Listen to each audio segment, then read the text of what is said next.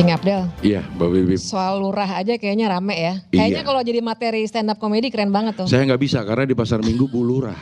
Oh gitu, Bukan Pak Bu Lurah, ya. ya, tinggalnya di Tapi Pasar ini Minggu. laki-laki semua nih Cing Abdel. Iya. Nanti kita cari ya yang perempuan ya. Iya. Tapi yang menarik gini loh, kan katanya ini juga duduknya ada pengaturan nih. Iya. Katanya begitu tadi. Apa diatur atau nggak diatur sih? Kayaknya pas ya. Kayaknya diatur tuh. Tapi sekarang ya melihat pidato presiden tadi, kayaknya ngaturnya kayaknya juga jadi salah nih. Kayaknya harus ada ditukar-tukar gitu ya. Iya. Nah menarik ya untuk melihat bahwa pidato presiden kan biasanya kaku, formal. Tadi kata Prof Yusril biasanya bahasanya juga memang ngambang. Nggak mentok langit, nggak nginjek tanah. Gimana tuh ya? Ngambang gitu ya. Kayak orang meninggal punya utang gitu. Dari Aduh, antara Baina sama ini ya, sama bumi gitu ya. Iya, tapi menariknya kan kita tuh biasanya kalau deket-deket pemilu nih ngomonginnya wah politik uang, sembako bagi-bagi. Tapi sekarang jadi ada indikator baru nih, pidato presiden. Betul. Tuh gimana ya tuh apa tadi tuh apa tuh kira-kira kalau Cing Abdel tuh melihatnya ngambang itu sebenarnya gimana tuh ya? Jadi kayaknya Pak Jokowi kayak sedang curhat gitu ya. Iya. Mungkin nanti Pak Jokowi bisa saya hubungkan dengan Mama Dede karena Mama Dede itu penerima curhat Indonesia yang paling top lah dia ya. Iya. Tapi kalau menurut saya sih nggak apa-apa lah. Pidato diselipin curhat. Jangan lagi curhat selipin pidato, malah kita agak bingung. Bener juga. Iya. Mendingan selipin curhat di pidato gitu ya. Mungkin Mas Budiman bisa tanya lagi karena ada beberapa pidato ada atau curhatannya tentang hinaan pada dirinya itu belum dibahas di sini. Mungkin Mas Budiman bisa tanya kepada narasumber yang lain, Mas. Oke. Prof Yusril, gimana? Tadi ini ada kombinasi yang mungkin cantik atau enggak cantik atau kesalahan dari speechwriter-nya gitu? Ada curhat muncul dalam pidato formal di sidang tahunan. Kalau Prof Yusril lihat pesannya mau disampaikan ke siapa sih sebetulnya? Ya, zamannya sudah berubah ya. Zaman sudah berubah. Iya, kalau di masa yang lalu memang pidato presiden, pidato ke negara itu sangat formal. Apalagi Bung Karno ya, Pak Harto juga begitu. Dan itu agak diulang pada masa PSBY. Tapi sesudah itu memang ya kalau Gus Dur ya pidato yang nggak ada teks. Orang lain yang baca. Kemudian memang belakangan ini memang MPR dan lain-lain ya seperti dari segi pakaian aja kan kelihatan kurang begitu serius ya. Kurang kan begitu orang serius. pakai semua rapi begitu. Sekarang kan dengan pakaian warna-warni masing-masing, bawa pakaian daerahnya masing-masing. Jadi kita melihat ini sidang tidak lagi formal. Memang bagus sih dari segi mengangkat citra budaya kita yang Bhinneka Tunggal Ika dan sebagainya. Tapi sifat formal dari pertemuan itu menjadi kurang nilainya. Pidato pun sebenarnya dia teks ya, dan teksnya itu ketat, ya teksnya itu dijadikan pegangan oleh semua orang, dan biasanya juga zaman dulu ya pidato teks itu dimuat oleh semua media ya, media cetak sehingga menjadi pegangan bagi semua orang dan bisa melihat apa sih arah yang akan dilakukan oleh presiden paling tidak 1 tahun yang akan datang, karena itu kan pidato APBN ya. Pidato formal ya. Jadi sekarang ini kelihatan jadi seperti tidak jelas, dan memang negara kita ini makin hari makin mengambang seperti itu. Makin mengambang. Oke, Bro Fahri. Jadi kalau Bro Fahri kan pernah menjadi wakil ketua DPR ya. Kemudian sudah pandai lah membaca peta-peta politik atau sinyal-sinyal politik. Dan Gelora kan sudah melabuhkan dukungan kepada Pak Prabowo Subianto. Itu juga membaca petunjuk Pak Lurah ya. Ya, kalau kembali ke sidangnya dulu, saya dulu termasuk yang agak ngacak-ngacak itu ruang sidang paripurna itu ya. Misalnya saya tidak terima kalau menteri itu duduk di samping, lebih tinggi dari ada anggota dewan. Saya bilang suruh menteri-menteri itu duduk di depan presiden. Coba lihat sekarang kan, semua menteri kan duduk di depan presiden.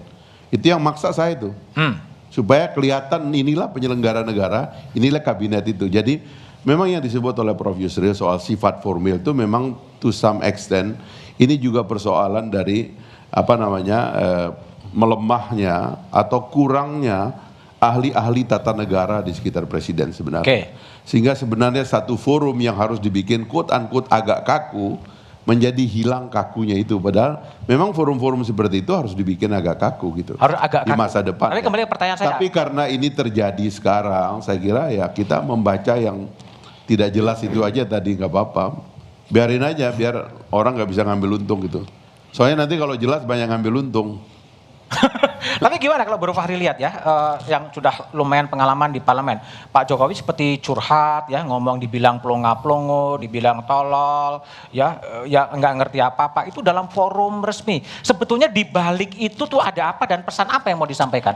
Saya merasa memang Pak Jokowi sedang mengalami fase-fase tekanan yang kuat sih ya. Tekanan? Ya. Presiden loh. Ya, presiden ditekan karena sekali lagi ini ada soal ketidakjelasan sistem juga. Iya. Sebenarnya kita ini layakkah dalam setiap persoalan misalnya pergantian pemimpin dan sebagainya itu selalu mengasosiasikan apa-apa yang kita lakukan itu dikaitkan dengan presiden. Oke.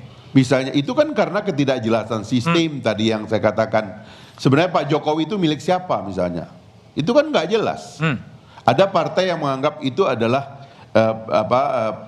milik dia gitu. Padahal faktanya Pak Jokowi tidak merasa menjadi milik dari partai itu karena mendapatkan dukungan dari banyak partai lain dalam satu sistem yang kita tidak atur secara rigid tadi itu gitu. Itulah yang menyebabkan kemudian ada serangan kepada Pak Jokowi sekarang karena dianggap ada kubu yang ambil untung dari Pak Jokowi dan ada kubu yang merasa rugi oleh pengambilan keuntungan dari kubu lain begitu. Nah, serangan itu diklirkan tadi oleh Bapak Presiden bahwa enggak, saya enggak ada di situ. Baik. Kira-kira begitu. Bung Andi Budiman, PSI. Tadi Fahri mengatakan ada partai yang mengambil keuntungan ya dengan mendompleng atau membawa Presiden Jokowi. Nah, PSI ini kan paling sering nih tegak lurus kemana-mana ikut Jokowi. Betul, PSI juga ngambil keuntungan? Enggak, sebetulnya statement kami itu sebetulnya lebih ditujukan sebuah sikap bagaimana kami menghargai value, menghargai visi yang sudah diletakkan oleh Pak Jokowi. Jadi sekali lagi kalau kita membaca pidato Presiden tadi, sebetulnya itu memperlihatkan satu sikap percaya diri yang sangat besar. Percaya diri, mengakui bahwa ada kritik kepada beliau dan beliau mendengarkan semua kritik itu. Memperlihatkan juga ada iklim kebebasan di Indonesia. Beliau mendengar, kemudian orang yang bersangkutan tidak dijerat dengan hukum dan lain sebagainya. Jadi ini adalah salah satu berkah demokrasi. Jadi pidato presiden itu adalah salah satu bentuk kepercayaan diri yang besar dari seorang presiden bahwa di Indonesia memang ada iklim kebebasan. Saya mendengar loh ada kritik, ada makian kepada diri saya dan itu nggak apa-apa. Karena kenyataannya, karena pada bagian lain Pak Jokowi itu memperlihatkan rasa percaya diri yang besar dengan memaparkan apa yang sudah dikerjakan selama beberapa waktu terakhir. Tapi kan tadi Anda mengatakan menghargai kebebasan dalam demokrasi, tapi Pak Jokowi juga mengatakan bahwa demokrasi telah disalahgunakan untuk mencaci, untuk memaki-maki. Betul, yang dikritik oleh Pak Jokowi itu adalah hilangnya keadaban. Dalam soal itu kita sepakat. Dalam soal keadaban itu kita sepakat bahwa ruang publik ini terlalu banyak diisi dengan kebencian dan itu harus kita hentikan. Itu kita harus sepakat pada. Tapi PSI nggak ngambil keuntungan dari Pak Jokowi kan? Tergantung apa yang dimaksud dengan keuntungan tadi. Yang jelas dukungan sejak awal PSI memang merasa bahwa dukungan kami ini adalah dukungan yang otentik. Kami merasa bahwa orang yang akan bisa menyelamatkan masa depan Indonesia adalah Pak Jokowi. Yang bisa menyelamatkan anak muda, terutama anak muda. Jokowi.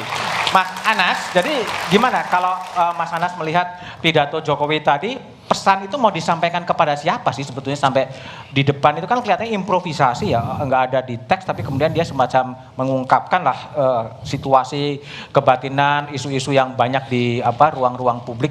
Itu pesan mau siapa kalau menurut Mas Anas lihat? Menurut saya dari sisi tradisi demokrasi sesungguhnya Presiden ingin menegaskan bahwa kritik itu boleh, bahkan pejabat publik dicaci silakan, itu bagian dari risiko demokrasi.